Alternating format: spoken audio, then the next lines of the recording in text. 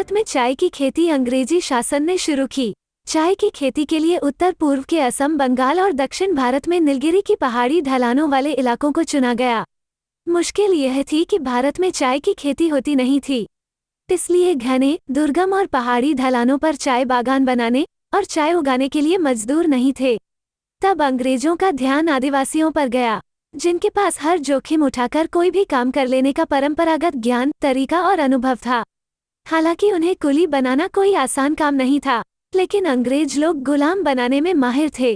उनके साथ स्थानीय राजा, जमींदार, महाजन, सेना, अपराधी गिरोह, हत्यारे, लुटेरे, ठग और छल कपट करने वालों की पूरी फौज थी।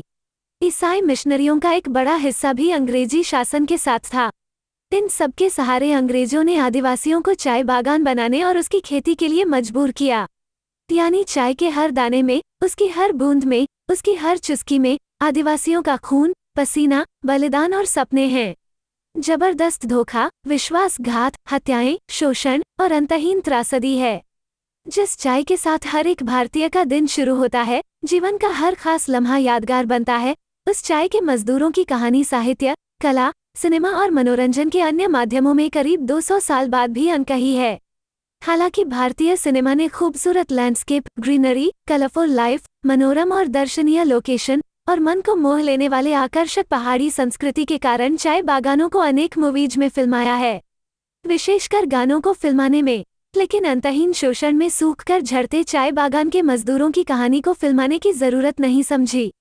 फिर भी जिन फिल्मों में चाय बागान के मजदूरों और वहां की जिंदगी पर थोड़ा बहुत भी फोकस किया गया है, उनकी चर्चा हम आपके साथ करेंगे। सबसे पहले बात करेंगे राही की।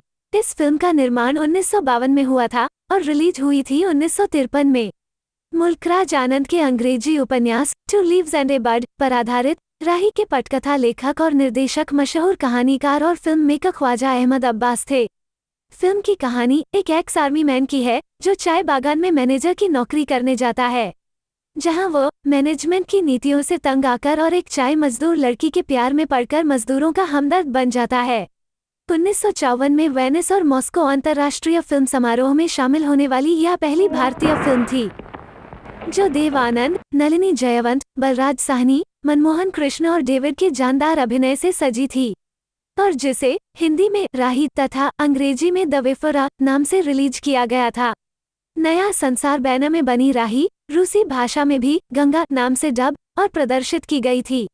अनिल बिस्वास के मधुर धुनों पर हेमंत कुमार और गीता दत्त के गाए इसके गीत हिंदी सिनेमा के क्लासिक्स हैं। इसके सिनेमेटोग्राफर रामचंद्रन थे। 1956 में बनी एरा बातोर सूरो असमिया भाषा की फिल्म है, जिसकी कहानी के केंद्र में चाय बागान के मजदूर हैं। एक निर्देशक के रूप में भूपेन हजारिका की यह पहली फिल्म थी। हजारिका भी ख्वाजा अहमद अब्बास की तरह इप्टा से जुड़े थे। शायद राही की बेजोड़ बॉक्स ऑफिस सफलता से वे भी प्रेरित हुए होंगे, तभी तो उन्होंने भी अब्बास की तरह चाय बागान की कहानी चुनी। क्योंकि एरा बातोर सूरो फिल्म की थीम भी असम के चाय मजदूरों को फोकस करती है, जिसमें वर्गीय आधार पर बंटे समाज के एक वर्ग द्वारा किए जाने वाले शोषण को भी दर्शाया गया है। एरा बातोर सूरो के 14 साल बाद आई थी सगीना महतो। जेके कपूर द्वारा 1970 में निर्मित इस बांग्ला फिल्म के निर्देशक तपन सिन्हा थे। चाय मजदूरों के आंदोलन और नक्सल पृष्ठभूमि पर बनी इस फिल्म का हिंदी संस्करण सगीना नाम से 1975 में आया।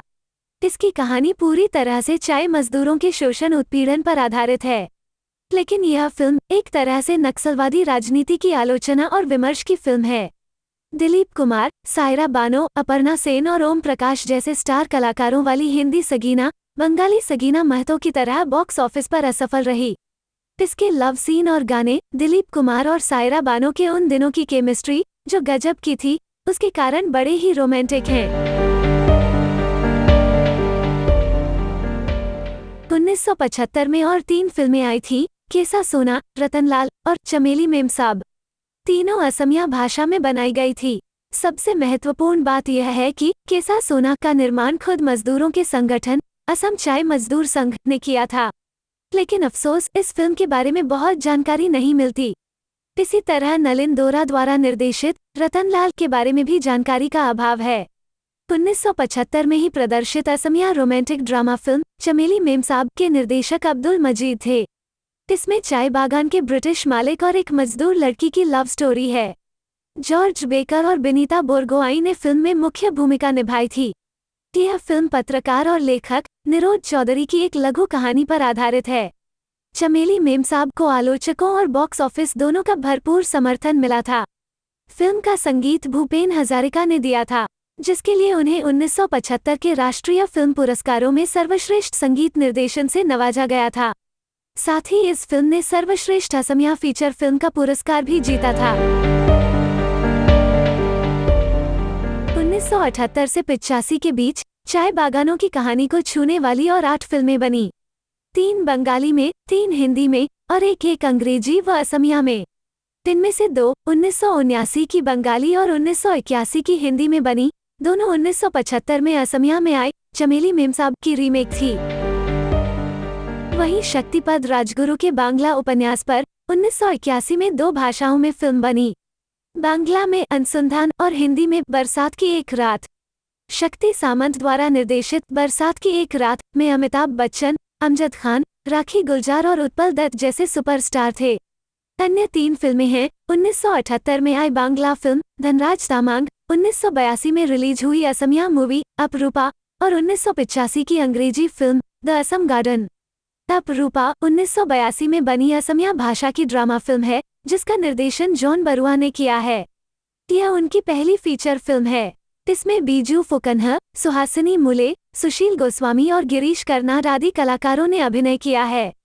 यह हिंदी में भी अपेक्षा नाम से रिलीज की गई थी। फिल्म की कहानी असम के एक अपर कास्ट की महिला पर केंद्रित है, जिसे परिस्थितिवश चाय बागान के एक मालिक के साथ विवाह करना पड़ता है। पति की उपेक्षा से असंतुष्ट वो महिला अपने पूर्व प्रेमी के साथ संबंध बनाती है। इसी तरह की थीम पर है संतोष सीवन की फिल्म बिफोर द रेन्स। यह फिल्म 2007 में आई थी। अंग्रेजी और मलयालम 2 भाषाओं में एक साथ रिलीज हुई यह फिल्म भी चाय बागान के मालिक और अभिजात्य वर्ग के फिजिकल लव पर केंद्रित है। इस सूची में अंतिम और सबसे उल्लेखनीय फिल्म है 2013 में रिलीज हुई परदेसी। तेलुगु में बनी यह फिल्म चाय बागान और वहां के जीवन का ऐतिहासिक दस्तावेज है। परदेसी के निर्देशक हैं बाला। कॉलोनियल टाइम में चाय बागान की शुरुआत और उसमें काम करने वाले मजदूरों की कहानी जितने प्रभावी ढंग से इस फिल्म में कही गई है, वो किसी और फिल्म में देखने को नहीं मिलती। चाय बागान के इतिहास और उसके मजदूरों के जीवन संघर्ष को जानने के लिए यह एक बेजोड़ फिल्म है।